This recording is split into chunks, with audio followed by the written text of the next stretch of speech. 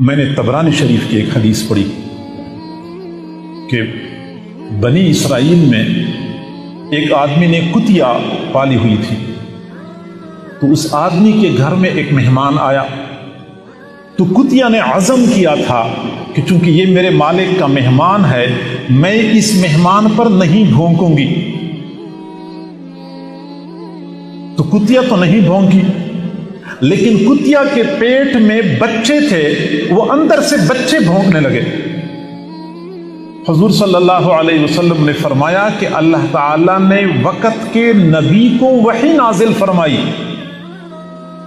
کہ قیامت کے قریب زمانے میں سفہاء علماء پر ایسے بھونکیں گے۔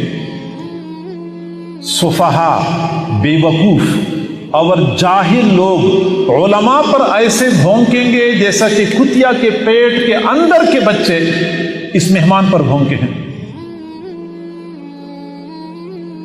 اب ہم ذرا حالات کا جائزہ لے لیں کہ آج ہم دیکھتے ہیں میڈیا پر، electronic media, print media, social media, کہ جہاں کہیں کوئی فساد نظر آتا ہے اس کا ذمہ دار علماء کو ٹھہرایا جاتا ہے۔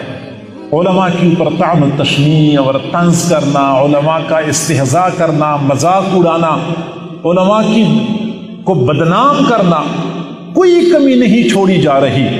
حد درجے کی یہ زیادتی علماء